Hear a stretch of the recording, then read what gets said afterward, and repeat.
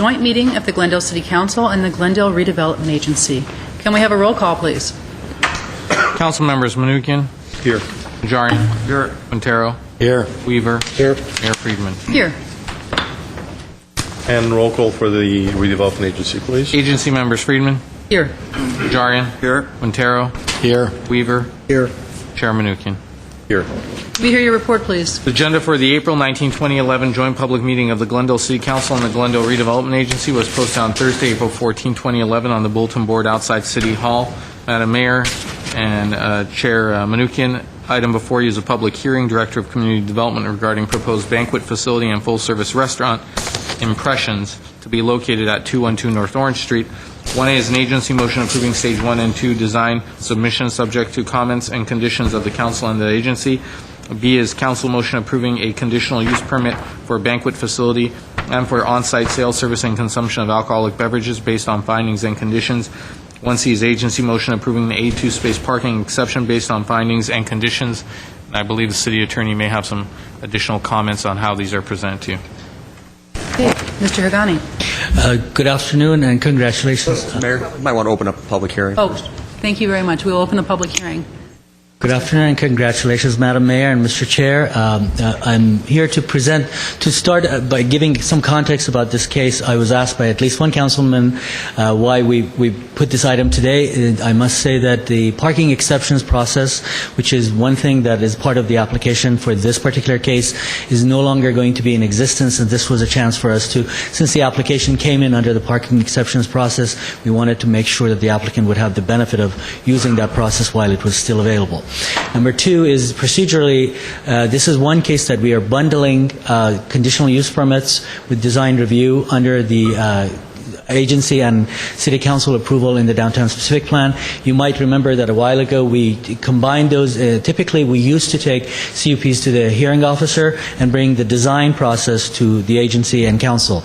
But we were authorized under a code amendment to bundle all of those together as a means of streamlining the process for the applicants. And this is one case where we are bundling the conditional use permit with design review. I must stress, and I think the city attorney was going to stress, that there are two conditional use permits.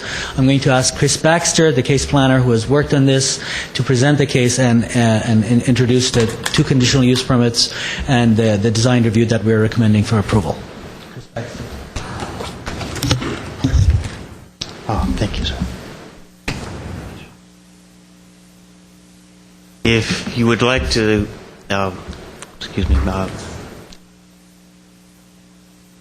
Mayor and council members and members of the Redevelopment Agency, if you'd like, I do have some PowerPoint slides if you want to see those. If not, I can go straight through here. Just let me know how you'd like to do that. I'd like to see the PowerPoint presentation. Yes, please, sir. The proposed project is for the banquet hall, and there will be a full-service restaurant as well.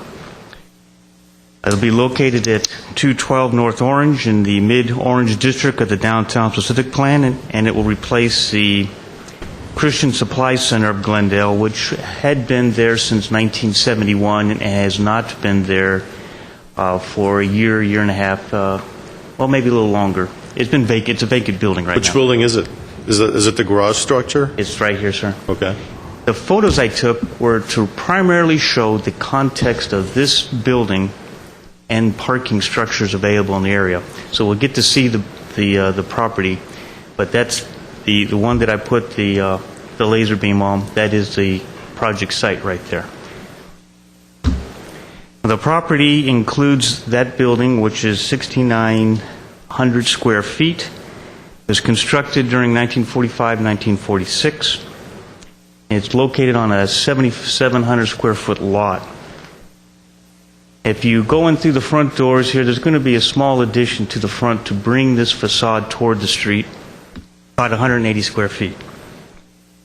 And then it opens into... How many square feet? 180 square feet. Then it opens into an assembly area, and which is 3,800 square feet. Behind that on the first level, there'll be some kitchens. There'll be a kitchen area. Upstairs, there's also some kitchen service areas, as well as the administrative office. And then if you go on toward the alley outside, there'll be a new patio area that will have the applicant is showing on the plans. Hopefully you have that in front of you. There'll be a covered patio with a kind of a canvas type of material. It'll be movable, retractable. Now, as mentioned, there's a conditional use permit. The conditional use permit contains the request for a banquet hall. This has been very straightforward. The applicant has worked with staff on this, so we all know the banquet hall for the entire time we work with them. But they're also stating they'll have full-service restaurant service as well for lunch and dinners. They also they're requesting alcohol service, on-site sales, consumption, and so staff reviewed that for the conditional use permit, went through the findings, which are part of your packet and staff report. There are conditions of approval for the conditional use permit. Much of those conditions reflect comments back from city departments, police, fire, building and safety, engineering, maintenance services. Much of them are standard type conditions that would be applied to almost any type of banquet facility or restaurant type service. The parking exception is the issue that is the next application request.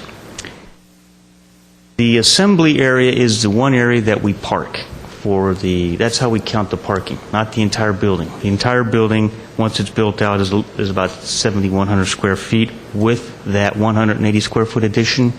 But of that, the area that's the assembly area, which is your 3,800 square feet, is where the guests will be seated. Everything else will be either restrooms or an entry, kitchens, things of that nature. So that area is where we base our parking on, and we use the calculations allowed in the code to come up with a requirement that they're short 82 spaces. Now, the applicant, so our question obviously to the applicant is, where do you find the 82 spaces? And he says, we'll go right here and we'll find, this also shows a little bit, but right across the street. This is taken directly across the street from that door that I was showing you, is the parking structure at the lower level down here for the Sears garage. And they have a lease agreement for 5 years, which ends in June of 2013, 2 years from now. It's 5-year agreement. They've been holding on to it while they're processing this application here for 90 spaces. So this application's been taking 2 years? Yes, sir. It's taken a while for them to get here. When they submitted this particular information, it has not taken that long. It's only been in the office since January. But there's some background issues that we've worked on, but we passed all through those. So when they actually got the documents into us, I can tell you that right now, it came, we got the documents and processed it pretty quickly. March 1st of this year. So this, what we're looking at now, the formal presentation that they gave to us in applications was March 1st of this year. So that's how quick we turned it around. But there was some background stuff that we've been working with them on over the years. But the parking exception has that agreement, the agreement for the 90 spaces in that location. Have another shot from the same location. Provides 90 parking spaces for them for 2 more years. And we have some conditions to address that. When the conditional use permit ends, then or when the parking agreement ends, then the banquet hall ends as well. So we've worked that out as part of the conditions which are in your staff report. Finally, the design part. As part of this project, they're proposing facade improvements. And because it's only facade improvements, it's just stage 1 and 2 design. It's being combined as one submittal. The facade improvements were reviewed by the City Urban Design team. And they support the facade improvements, and they determined that it is largely consistent with the downtown specific plan design standards and guidelines, and will fulfill the plan's policies and intentions to bring better design, increase street life to the downtown as conditioned. There's about 5 conditions to that. Now, typically, facade improvements are reviewed and approved administratively. They wouldn't come here. However, because this is being packaged as part of a parking exception, the conditional use permits for the banquet hall and for the alcohol sales, facade improvement was placed all together so that the council and the redevelopment agency can look at it one time. So staff is recommending that the agency and the council, well, the agency adopt the motions approving the design and parking exception, and city council adopt the 2 motions for the CUPs as stated above. That pretty much concludes my presentation. I can answer questions if you need. Okay, before we go to the public, let me see if there's any questions. I'm sorry. Madam? Well, yeah, I do have a question. Next to the building is a parking lot, but I can't remember, what is it? Is it a private lot or public? It's a public, regular metered lot. Yes, sir. This is a public parking lot here. Right. And then, in terms of valet parking to go across the street, do you know how that's going to work? I've asked the applicant to discuss that, and he's prepared to discuss that with you. I was going to show you one other thing. There was one other issue relating to parking. Can you just tell us, though, where they're planning on loading their valet parking at least? They had said it's going to be right in front of the facility. So they'll block off the metered parking there when they're in operation? Yes, I think they would. But they are required to have a permit from the Traffic and Transportation. But so the lots across the street, does that mean that their parkers are going to be doing U-turns in the middle of the block? Or, I mean, how are they going to get the cars over Those there? are fair questions. I've asked the applicant to address that and state that to you. I wanted to show one other thing, the proximity of the Orange Street parking garage from the facility. Here's the facility right here. The Billy's Deli is just the only interim place right between those two. See it there. And I understand, of course, that their customers can choose to park in the Orange Street garage, but can their valets park in the Orange Street garage? If they want to have a valet parking, we would actually recommend that we put a condition that the valet uses the Orange Street, the parking garage that they're actually having leases for, so that the appropriate parking is used by the valets, as opposed to the parking that would be otherwise used by other customers in the vicinity. So, and in terms of crossing the double lines to do U-turn, we always have a standard condition that they will not have any activity that would break the law, and doing a U-turn on this street would be against the law. If you would like to further condition them, that's absolutely appropriate. Would be against the law? Yes, because there's a double, not all parts of it, but certain parts of it you couldn't do U-turn. As long as it's legal, that would be okay. And I thought you couldn't do a U-turn at all in the downtown. Sorry? I didn't think that U-turns were legal in business in the commercial. It depends on, districts. from some streets you can, but I don't know for sure right now on this street, but absolutely if you would like us to put a standard condition that they would only do kind of driving activities that are legal, and Please, That's a could do good that. condition.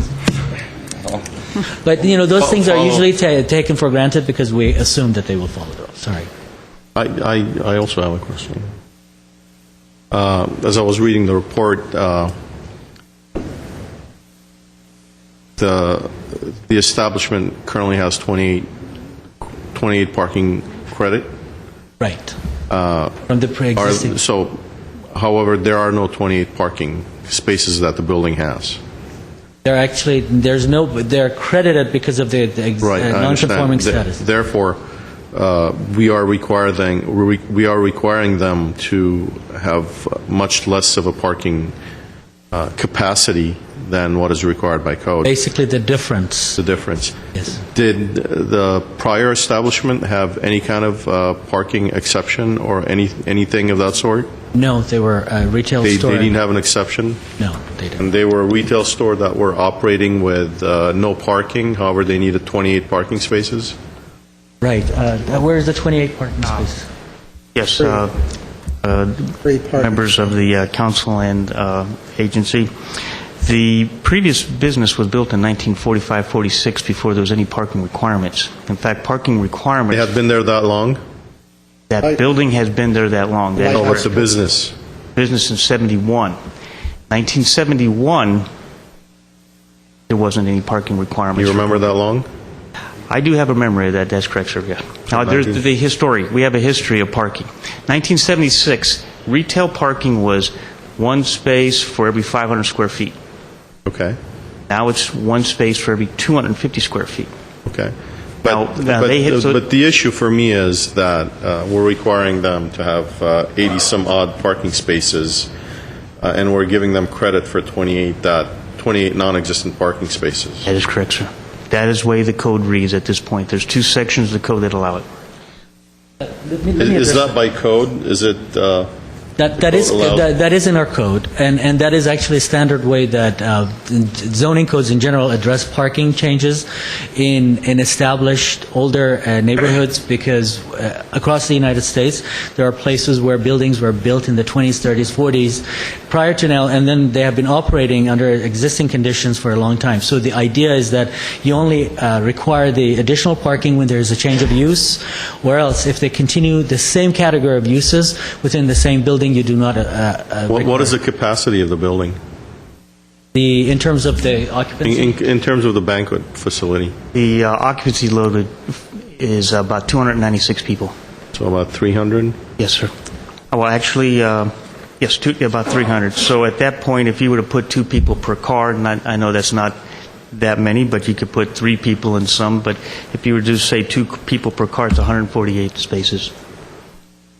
Now, keeping in mind that the parking structure next door has very low occupancy rates, and that's a part of your attachment back here, as well as guaranteed 90 across the street, we felt that we had more than enough parking to accommodate this particular use. How busy is our Orange Street garage? Yes, sir. And on the weekends, on Friday, Saturday? Yes, sir. And your attachments here. And I don't have the attachments all right. since my It's all right. electronic equipment is being worked on, so I don't have anything to go Very on good, right sir. now. Well, in the attachments, a weekend vacancy rate, and there's a listing, in fact. I'm sorry, I can't hear you. Yes, sir. It's all right, I understand, sir. The vacancy rates for the weekend, of the 625 spaces, they give a range starting at 10 o'clock a.m., an average from 10 o'clock a.m. all the way to closing, which shows after 2 a.m. And the lowest vacancy that I'm looking at here, sir, if you look on your chart, there will be your furthest right one. The lowest vacancy number is 492 vacant spaces out of 625. That's from 2 to 3. Is that on the weekends, Friday, Yes, Saturday? sir. That's all. It's what says here: daily total average weekend vacant space. And then if you come in here, let's say 8, 9, 10, 515, 524, 582, 565. This document here was supplied by our traffic. This document was supplied by our Traffic and Transportation Department, February 2011. Don't we have part of Orange Street garage leased to car dealers and such? College, No? Or Glendale Community. Oh, I thought it was Orange Street garage. I remember We Orange. have made spaces available. I don't know whether they've used them or not. We have made spaces available, although with the downturn in the economy, they just haven't had the inventory to need that space. Are there any other leases with the Orange Street garage Not for spaces. for space? No? You know, online, Mr. Because Mnuchin. potentially you're looking at an additional 50 cars using that Yeah. facility. There are very few. They are accounted for in this inventory, but some of the uses that occupy Brand Boulevard, we've had them Like- purchase. I believe Porto's has some. There was a cafe where we asked a gym where we asked for them to buy spaces for the employees. We also have the Alex Theater using the Orange Street garage on the weekends. What kind of conflict could that create with an event at the Alex and an event at the banquet facility? The answer to that, I think, is in the assessment that traffic did. they noted the highest average count. So they went to see what is the highest usage at the Orange Street Garage. And that was on Wednesdays between 10 and 11 a.m. at 373 cars, or about 60% capacity. So everything else they looked at, whether weekend or weekday, regardless of time of day, the largest usage was those Wednesdays at 60%. On the weekends, the usage was about 21% on the average, which would include those times that are, I think, most frequently used by the Alex Theater. That is odd, having that the weekend usage is low. Was this survey, is it a survey, or was it done over a period of time, or how was it determined? Yes, sir. What period of It was time? done during February 2000. February 2011, sir. At the top, at the heading- 2010 or 11? 11, sir. Actually, I had looked at one that I don't have with me as part of the staff report that was done earlier. Were there any Very events similar. at the Alex during the February 2011? I don't know, sir. Other questions before I go to the public? Yes, let me just take off on that line of questioning. If this facility had come in and said we're going to ask for parking in the Orange Street Garage exclusively, I would not be in favor of this at all. It's critical that they do have the lease for the 82 spaces across the street. And the reason I say that is, just this week, as we were planning the Armenian genocide commemorative event, we're planning on the rehearsal, and there's children being dropped off, and their parents will be waiting for them. There were 60 vehicles that were anticipated coming in. Someone who asked that I not disclose his name, but known to you all, very familiar with the city and the Alex Theater, and is a daily parker at the Orange Street Garage, said there is no way that on a Monday afternoon, and of course we're talking different times here, on a Monday afternoon that the Orange Street Garage could absorb 60 other vehicles. So this is a first-hand report from someone who is a daily parker at the Orange Street Garage. I'm going back and I'm reading these surveys by the traffic department, and we're seeing 20% capacity, 30% capacity. I'm sensing we have a disconnect. I also understand that the Glendale Career College students, who I believe by their CUP were required to park at the top levels, are not parking at the top levels. So things are screwed up in that Orange Street Garage. I think we're miscounting the availability. The Glendale Career College, whom we vehemently required that all those students park at the top to make sure that the lower spaces are available for the public. And all this is not directly pertinent to this issue, only indirectly. The point I'm making, and that Mr. Manoukian is touching upon, is the adequacy of parking at the Orange Street Garage. And I don't think we can rely on any spaces in that Orange Street Garage, assuredly. And that the important factor here is that they have a lease. And you indicated that their CUP is tied to the continuing leasing of those spaces across the street. To me, that is a critical factor. And I would suggest that we resurvey that Orange Street Garage, because what I'm hearing from someone who is a well-respected, very knowledgeable person, a daily parker in that Orange Street Garage, is giving me information that is much in conflict with the survey results that I'm getting. Understood. That being said, I'll move on to my next question. In the rear of the facility, there's an outdoor dining area. We don't park for the outdoor dining, do we? In this case, The interior? I'll address that, sir. No, sir. No, we don't park that unless it becomes a solid roof Okay. or has solid walls, then we do count it. That's so my if it's understanding. just a solid roof, even if they added solid roof, How big then is it it? becomes counted. It's about 1,250 square feet. 1,250? Correct. The next point is, would the owner-operator be able to permit outdoor smoking in compliance with our smoking ordinance? Oh, that's a good question. You got me there.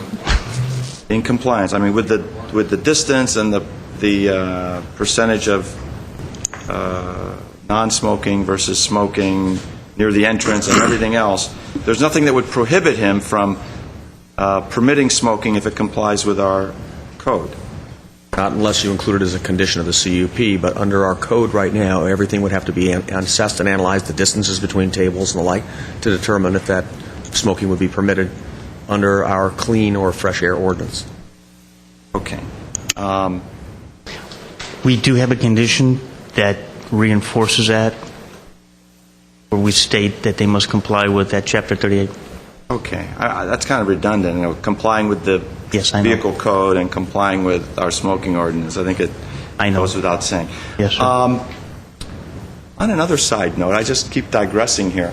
Can we get speaking of the smoking ordinance, can we get a report at some point on the future as to how it's going, how the community is reacting, how the business owners are reacting? Ms. Organi, you and I have discussed several issues, and we've talked about how it's going, and maybe on an agenda item for, I don't even know what. If that's the desire of the city council or the agent, I think that would be a council issue. If this is the desire of the council to bring such a report up, by all means, we would be happy to. Do I need to raise that at council, or? Okay. I can't do it informally? Council requests your policy is Formal raised at the report. meeting, get a second consent, and we'll prepare a report. Second. But we have to do it at council. Well, this is a... Well, this is a joint meeting. Therefore, if two council members agreed, then, and if I may then go back to the case. Oh, yeah, that's right. We're here for the banquet hall, yes. If I may go Okay, back I'm to the sorry. banquet hall, I must say that That's why we're staff here. would not have recommended approval if the idea was to rely on the Orange Street parking garage. Because to the extent that the Orange Street parking garage might have any available space, we think there are other uses that you would have to consider before we would dedicate so many of the spaces to one use. So with that said, that's why the condition that staff is proposing is so strongly worded that even prior to losing the lease agreement, if they are going to change the location of the required parking from the parking across the street, they can come and inform staff, and we can process a new parking use permit for them to make sure that the parking is available at all times in a place other than the Orange Street parking garage. Mr. Organi, I fully applaud staff's foresight in not just defaulting to the Orange Street garage, and that we're making the applicant locate, which is apparently unused, largely unused parking adjacent. So, good job. Yeah, for me, that's the key to approval. Number one, I think it's an excellent location for a banquet hall. I'll talk about that later. But the fact that you do have 80-plus spaces that are available for valet parking across the street, that to me is key. And I do think there'll be probably more than two per car. I think I'd say 2 to 3 per car at a minimum. There are going to always be family events, etc. So that to me is key. If there's some spillover on the Orange Street garage, I mean, that's okay. We'll derive some revenue. I think most of the parking will take place on the weekends when I think it's unused, except for the Alex. When the Alex has a particularly strong program, I think it tends to fill up.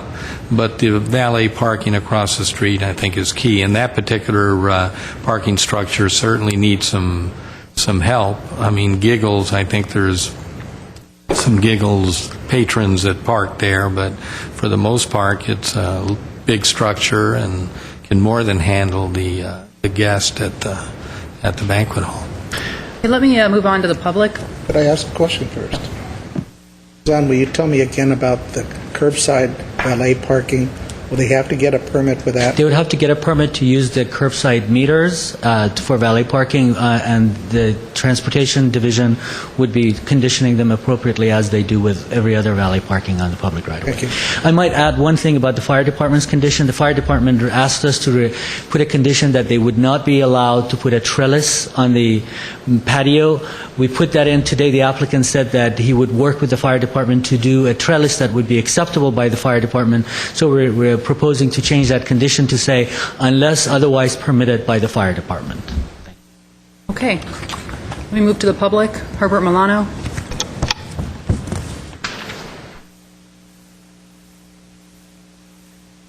Mayor Friedman, members of the Redevelopment Agency and City Council, my name is Herbert Milano.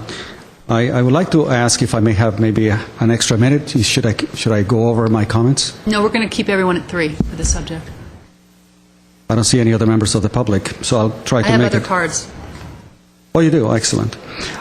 What I'd like to bring up is, first of all, that if I had more time, I would give credence to the fact that, banquet halls are an essential community networking venue for Armenian families, and I see the value of having banquet halls.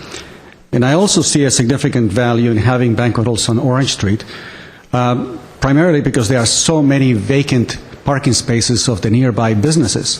Up and down Orange, you have all these high-rise businesses that have underutilized parking, and the idea of having a banquet hall segueing that vacancy of and availability of parking is an excellent idea. I think Orange Street is a great place for it. What I'm concerned, though, is that since I have property nearby, I've suffered continually the issues that my tenants bring up concerning the overflow.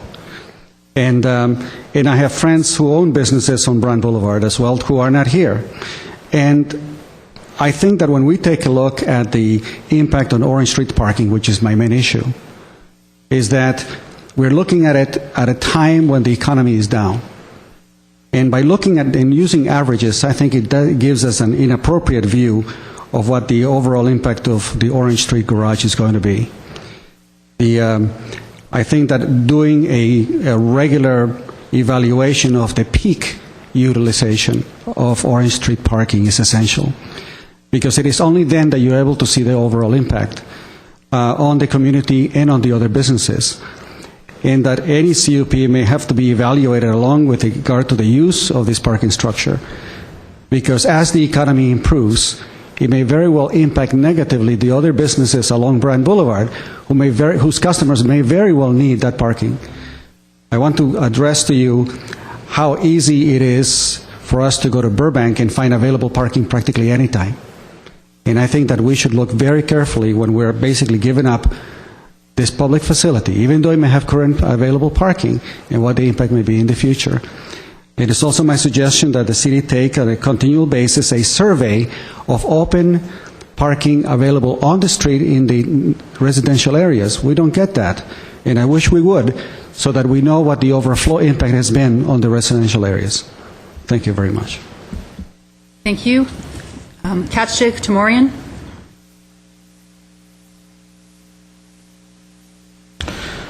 Honorable Mayor and Councilman, first, let me join our citizens and congratulate our newly elected Mayor, Ms. Friedman, on assuming her new role as a mayor of our great city.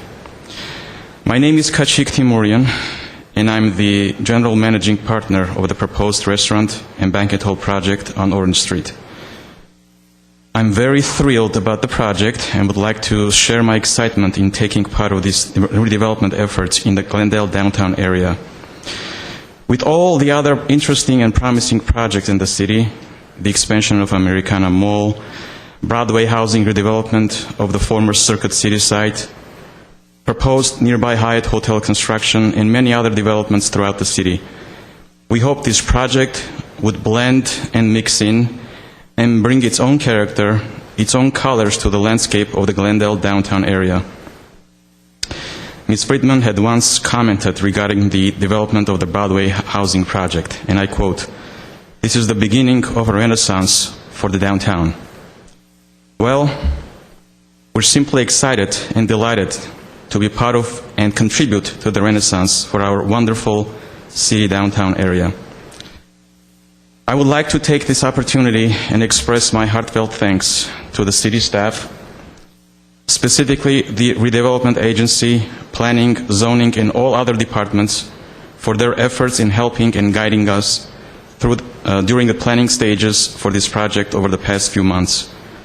Specifically, I'd like to single out Mark Berry, Chris Baxter, Jay Platt, Bill Lanzafame, and Geno Bagdumian for their outstanding efforts, expertise, and guidance we all received. Thank you. My thanks and appreciation also go to the owner of the property, Ms. Evelyn Schneerson, for all her efforts and support for all these years. Thanks for your attention and support of this project. Thank you. I have a question for him. Yes, sir. You're going to operate between, I think, 11 a.m. and in the morning to 1 the following morning. Those are the total hours? Mm-hmm. And how about the restaurant portion? What hours will that, the same? The restaurant will be operated only as a lunch and dinner facility. No breakfast. We're not planning any breakfast. Okay. So the doors will be open for lunch at 11 o'clock. Okay, so if I pull up in front of your facility out in front, valet, and I want to go to the restaurant, but there's a banquet going on, I can't see how I'm going to walk through where the 300 tables are to the back to get to, and I guess is the restaurant portion in the patio. At least I'm just looking at your drawings. It looks Right. like the restaurant portion, about 38 seats are in the back. So if both are operating at the same time, it does seem logical that I will be walking through. So is the intent people want to go to the restaurant will have to enter off the alley? That's one of the answers, Mr. Weaver. And the other answer would be go through the metered parking area, because we're going to have gates for those. I mean, you would have to go in the alley where the public parking is, to the back, Right. get out of your, well, you'd have to go somewhere and park the car if you didn't valet, and then enter through the back off the alley. Mm-hmm. If you valet, you'll have to go around the side of the building and walk the whole way down and come around to come into the restaurant portion. Is that right? That's basically, yes. True. Okay. Just wondered, it seemed like a long way to walk to get to the restaurant. Okay, thank you. True. Mr. Quintero. Any other questions? Not planning, or do I think should be a requirement? You're not planning on having valet parking during the day, are you? No, we're not. Oh, We're not. Primarily, Like- valet parking is going to be serviced during banquet hall operations when we have private parties. Yes. Exactly. Okay, So that would be another way of answering. so the valet is closed, but how are you going to get to the restaurant even during the day for lunch? Will you be able to walk through the whole place to the back, or will you walk around the outside to the back gates? Well, regardless, we have both the front doors and the back doors open, depending where the guests are going to park their cars. I'm just usually seeing They the can walk- restaurant in front when I go in, not at the back off an alley. Well, Understand? the only, again, Work. It'll challenge, I don't want to call it conflict, would be during the banquet hall operations when they have to I'm use... just curious how it flowed. Right, Thank you. sure. Thank you. Anything else? Thank you. I think that's it for now. Joe Sticktick.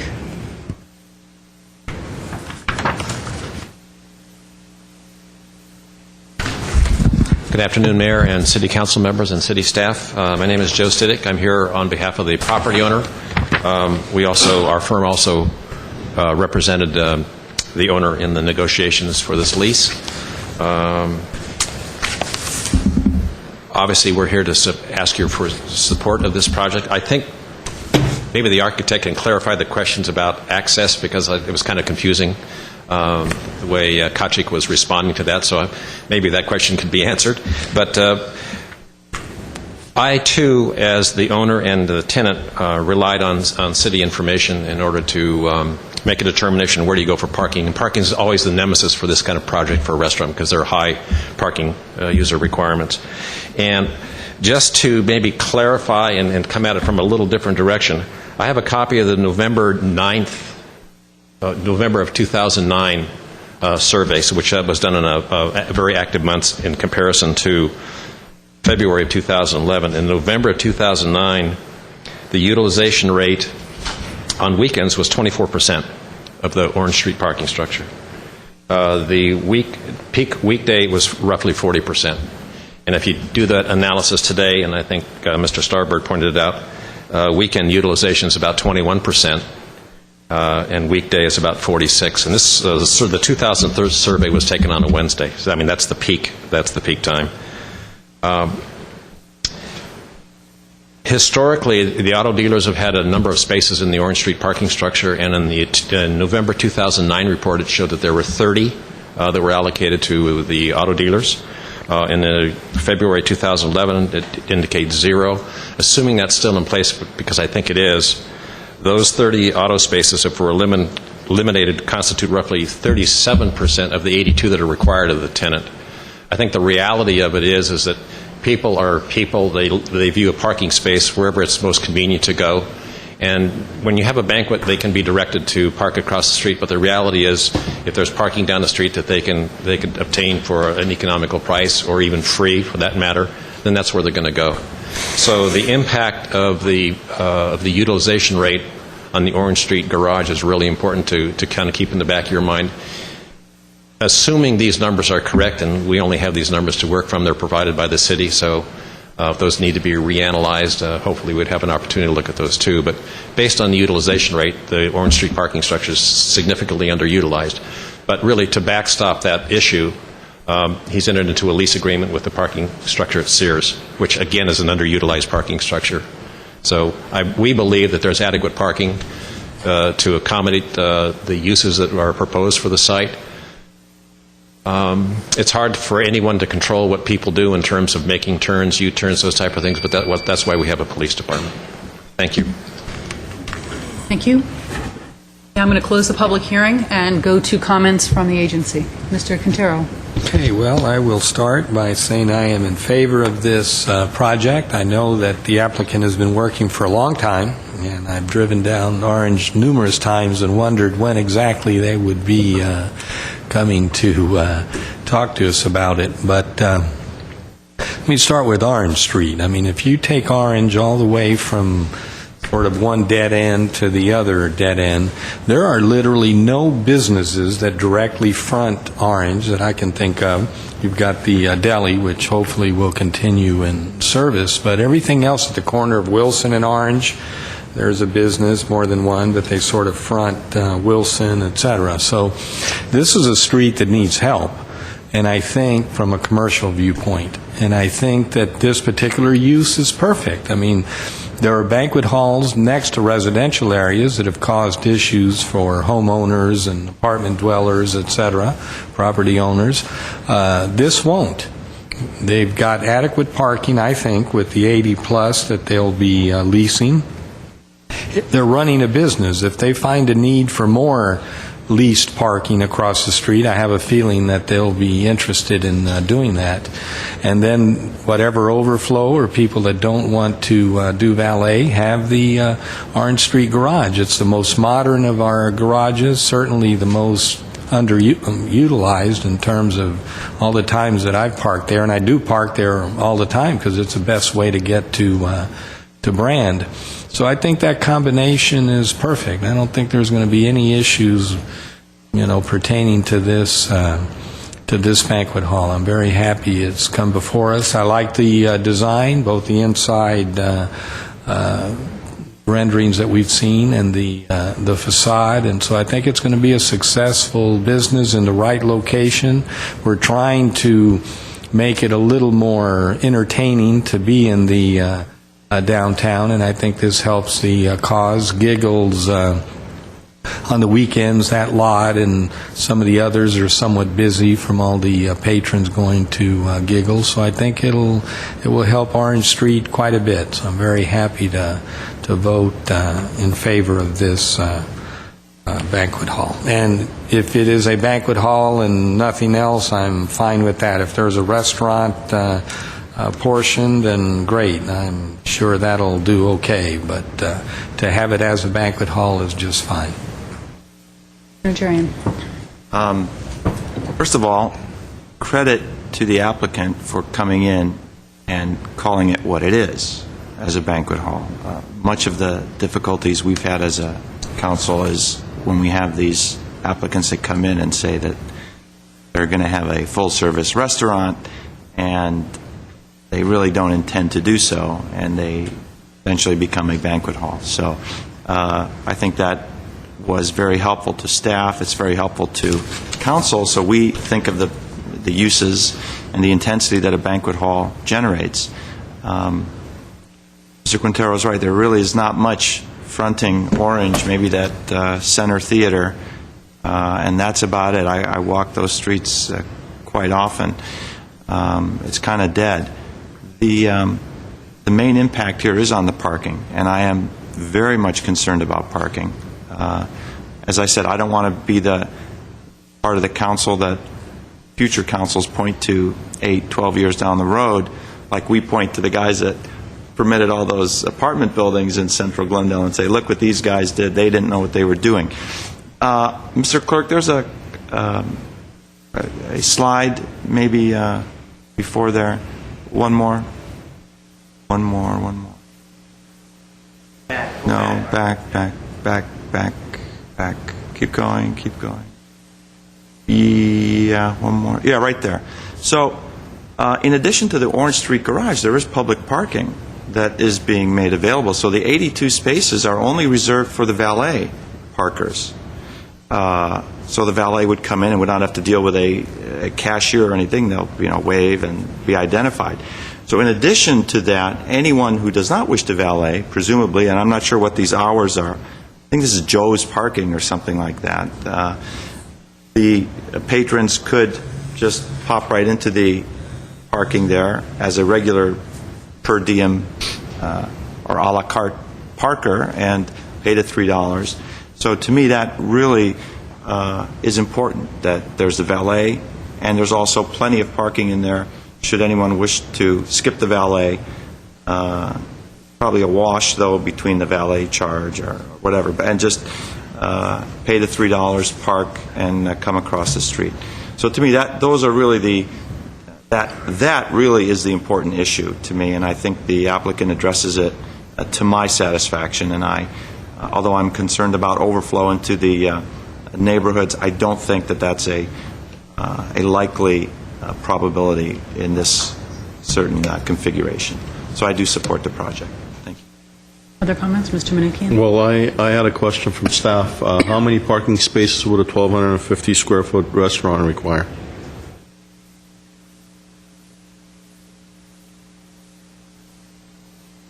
It depends on how we count it, sir. If we're going to count it as part of the... Count it like a normal restaurant. Like a restaurant, all right. Well, it's 1 per 100. So it'd be... an additional 12, 13 parking Yes, sir. spaces. 13, we round up. So in addition to the 28 that they don't have, there's an additional area that you're not counting as required parking area. So 82 plus 13, that would give us 95. Plus the 28 that is kind of... If you want to add, that's correct. If you want to add the 28, then that would be 123, sir. And they're providing 90 across the street? 90 across the street. How big is the parking garage across the street? How many? 723 spaces. How much? 3 levels, 723 spaces for the entire parking structure. Down below, though, I believe it's 200 something. I can look that up for you. Thank you. At the time that was built, again, there was no requirement for that parking. Thank you. You're welcome, sir. Any other comments? Weaver? No, I think we always like to have banquet halls downtown. This fits the bill of the location, underutilized street and surrounding area, because there aren't a lot of businesses there. I have no problem with it. Parking's been handled. People being what they are, most absolutely guarantee the way people drive in this town, the valet peoples will make U-turns and go straight into that garage when nobody's looking. People that don't want valet will park in the public lot right next to the building, and we better have our meter maids going down there, because they're going to probably park there and forget they're inside having drink and making merry. So we'll have to watch that. But that's just the reality of life and what's going to happen. Design's fine. I can't wait to see people accessing the restaurant. I know there's restaurants on Brand where there's restaurant in the back along the alleyways, but those are all totally restaurant. They're not a combination of banquet hall and restaurant. Happy to see that some of the things I've said in the past about the utilization of our parking structures, not only the Orange Street, but the Exchange and the Maryland Street garages, of not looking to the future. We keep giving up spaces to people and businesses, not looking additional ones coming in. I keep getting told, oh, we have plenty of parking spaces all over town. But today I'm hearing that we're concerned, which I'm very happy to hear about. But having that lease for 80-some across the street, it's not like there's going to be a banquet there every night, on weekends. We keep adding more banquet halls in this city. I don't know how many more the city can take before it's oversaturated. As far as Orange Street garage, I go down quite often, especially at lunch, and I always park in that garage because it's much easier and you get 90 minutes free parking, so why not? As I've said before, I used to park on the second floor, and now I park on the third floor. And maybe car dealers had what, like, I think BMW used to lease spaces there until they built their new building, and now they didn't need the spaces. That's why they vacated out. But I have noticed Glendale Career College employees or students parking there on the second level. The other day I ran into one of the people from Modern Parking driving around inside, and I said, well, what are you looking for? Looking for the Glendale Career College people that are parking on the second floor rather than on the top floors. So I've already mentioned that to John Bogdanian, and he's checking.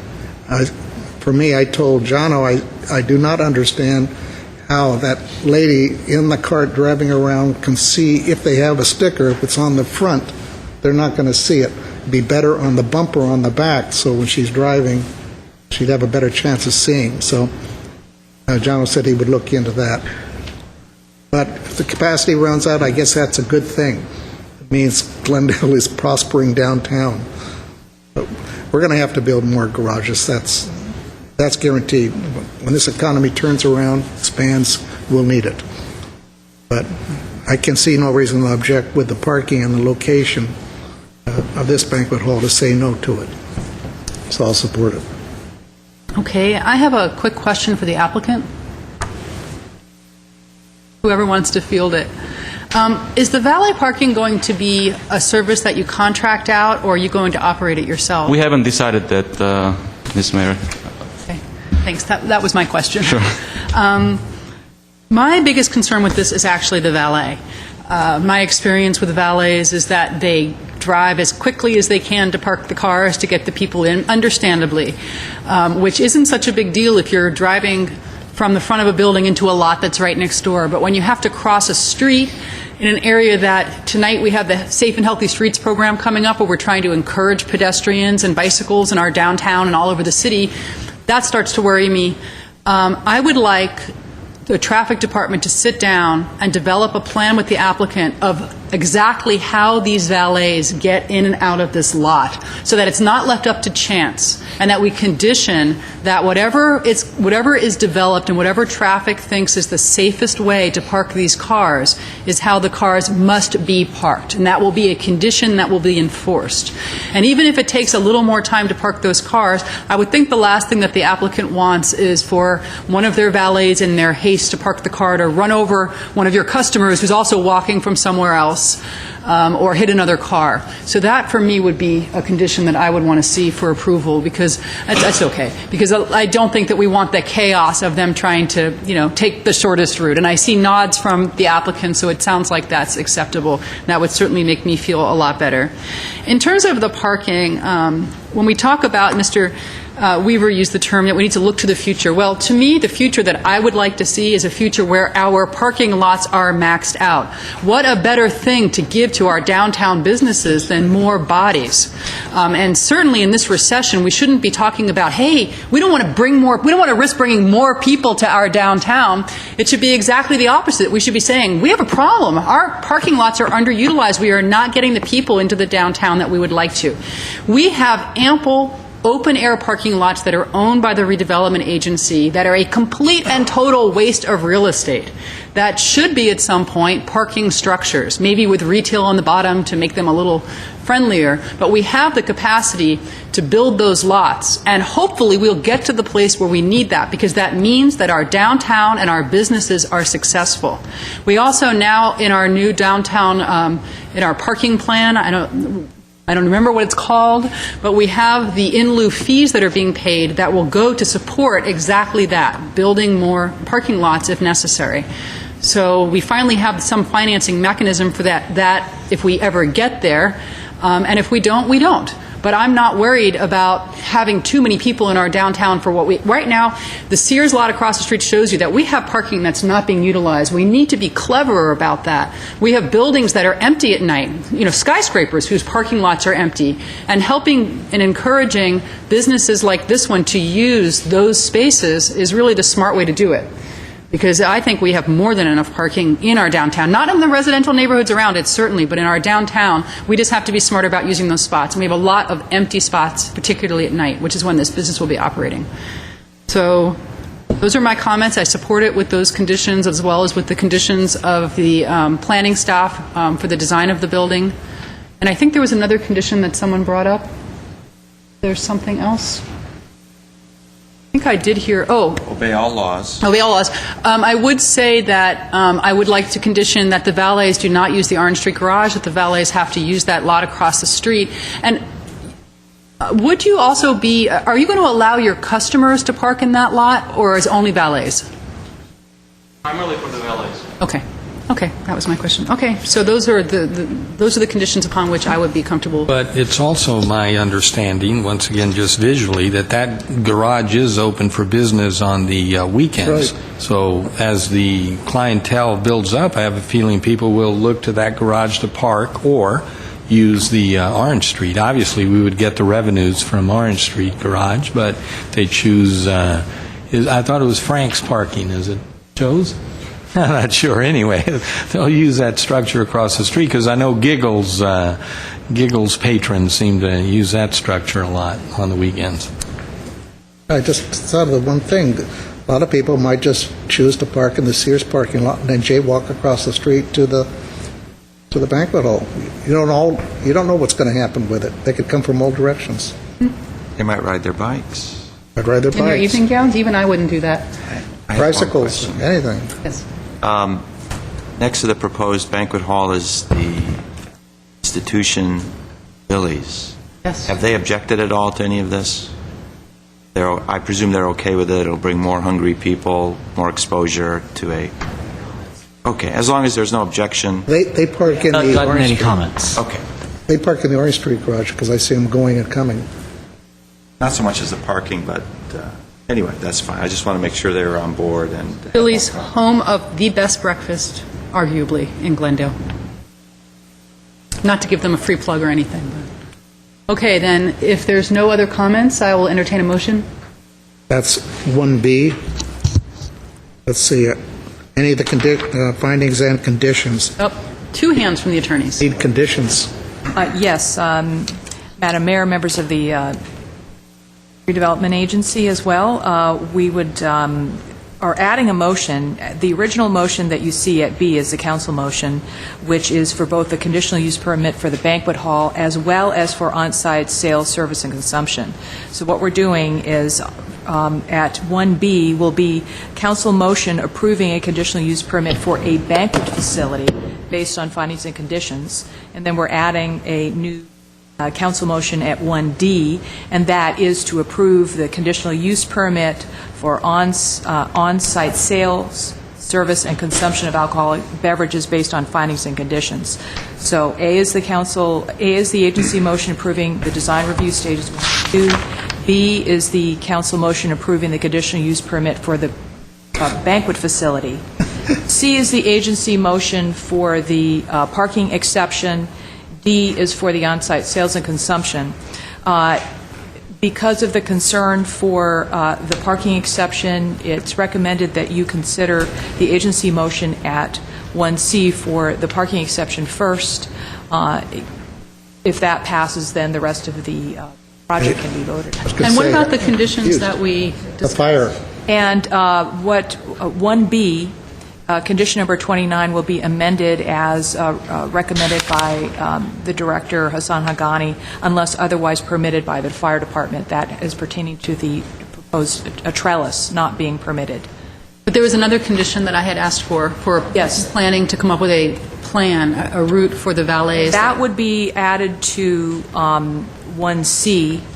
We have some conditions there. Why don't we take one at added. a time? I'm getting totally confused. You can take them one at a time. We're recommending the order that they be taken is 1C first is a parking exception with 2 added conditions, one for that the valet operation not use the Orange Street garage, and another added condition that the parking permit be conditioned so that the route for safety for safety purposes be enforced. Then I'll move 1C. If No, that covers it. these aren't all council motions. No, they are not. 1C, 1C, agency. Mr. Chair, let me move 1C for the agency. Is there a second? I'll second. with the additional Yeah, conditions with the conditions. for valet. that We all agreed on that. There's a motion. Will this person who seconded the motion? Second. Can we have a roll call, please? Agency members Friedman, Yes. Najarian, Yes. Quintero, Yes. Weaver, All right, Chairman Menuchyan. Yes. and now which Are there one? any other agency motions? Yeah, Yes, at 1A. What's on that one? The same Design condi- review. Huh? The design only? Yes. Okay, then I'll move 1A for the agency. Second. It's a motion and a second, and I assume the design is what is posted over there? So, I'm sorry, do you mind if I ask a quick question about Absolutely. the design? I'm sorry, I should have done this earlier, but I was so caught up in parking. So the side of the building is currently brick, or is it stucco now? I wasn't... So you're going to be covering the Could you brick? come up to the mic? Please? Somebody come up to the Microphone. mic. Apologize. Yes, currently it's brick and we're planning to have a stucco. Okay, okay, thank you. Sure. So I have a question for Mr. Haghani. Typically, I remember from my design review board days, we discouraged covering elements like brick that tend to be, more interesting than just a plain stucco wall. What did you think about it in this Well, case? I was not part of the discussion, but I can tell you that because if you want to change the front facade and then have the side facade and do not continue the same theme across, then it'll look like a fake facade in front of the building. So the idea, I think, may have been, and the design staff is not here, but I can tell you that we tried to avoid having a building look like it has a faux facade next to a different facade. So in this case, I think staff's only recommendation was to change the stucco material from the sand stucco to smooth stucco, and I believe that's the only reason, to make that continuous look go around. Well, However, there's smooth stucco, and then there's a lighting element. that's right. There's a lighting element that continues and gives that night vision to the building. That was my question. If there is a motion and a second, any other comments or discussions regarding this item? Roll call, please.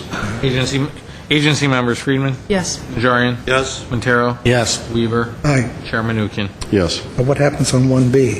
1B is the council motion, and that would just be the conditional use permit for the banquet facility based on findings and conditions. And no other conditions on it? The alcohol and beverage service comes at 1D, Okay. separate motion. I'll move 1B for the council. Second. Roll call, please. Council members Menuchyan, Yes. Najarian, Yes. Quintero, Yes. Weaver, Aye. Mayor Friedman. Yes. There's a 1D. I don't. There's a motion, council motion at 1D approving a CUP for on-site sales and service. We split 1B into 2 motions. I'll move that Second. Okay, roll call, please. with the condition. Council members Menuchyan, Yes. Najarian, Yes. Quintero, Yes. Weaver, Aye. Mayor Friedman. Yes. Okay. To adjourn. For the what? Second. Okay, we're adjourned for council. Move to adjourn for the agency. Second. We are adjourned for the agency.